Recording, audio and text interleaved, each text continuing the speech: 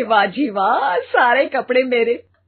हाय रे पैंट, अरे वाह वाह, मजा आ जाएगा।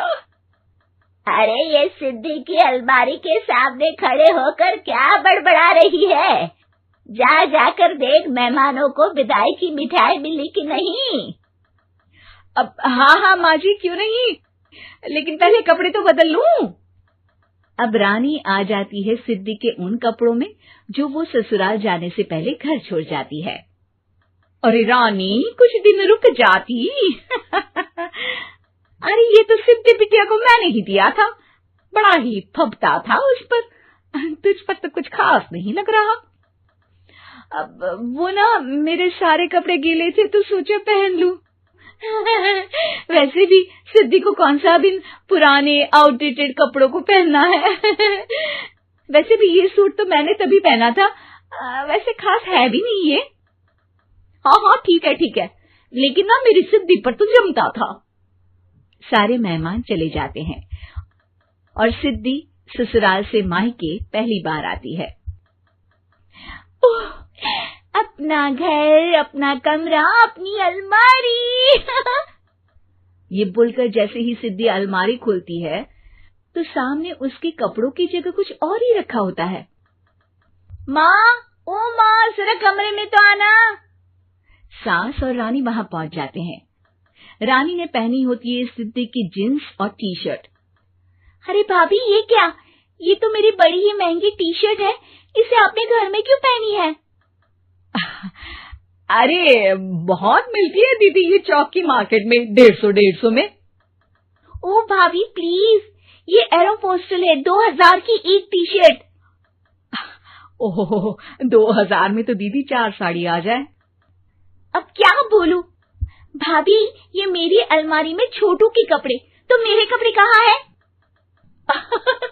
मेरी अलमारी में। अब दीदी आपको कौन से पुराने कपड़े पहनने थे? माना भाभी, लेकिन मैं जब घर आती तो यही सब पहनती ना। अरे तुम तो बड़ी कंजूस हो दीदी।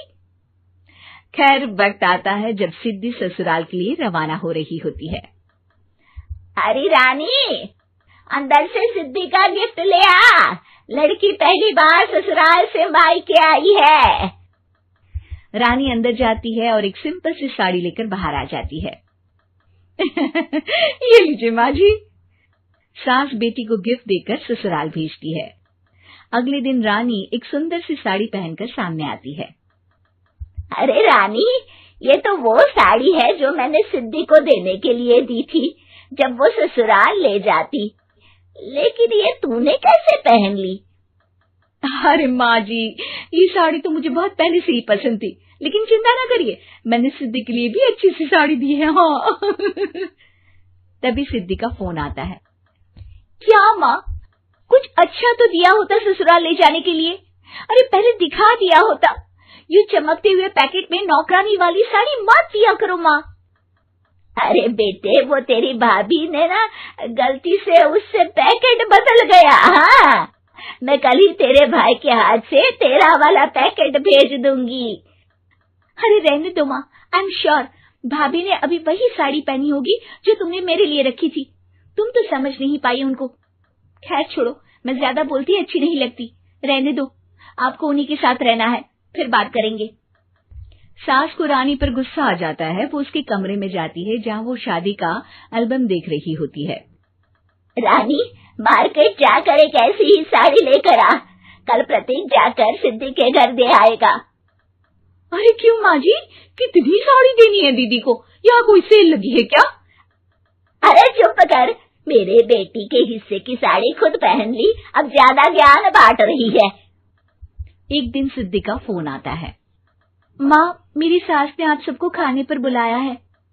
सारे लोग सिद्धि के ससुराल पहुँचते हैं।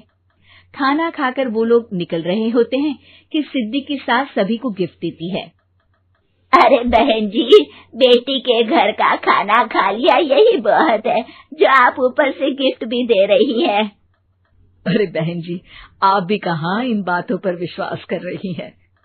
सास सभी को गिफ्ट देती है, लेकिन रानी को जो साड़ी देती है वो अजीब सी हरे रंग की, लाल रंग की बड़ी छाप वाली होती है। अरे छी छी, ये कौन पहनेगा? सासू माँ को तो जरी वाली इतनी सुंदर और मेरे लिए ये नौकरानी वाली। अरे भाभी, दरअसल मैं जब भी घर आती थी आप वापसी में ऐसी ही साड़ी देती थी ना, तो माँ ने सोचा कि आपको आपकी पसंद की ही साड़ी क्यों ना दी जाए। बेचारी रानी, बोलती भी तो क्या। सिद्धि और सास रानी का चेहरा देखकर हंसने लगी।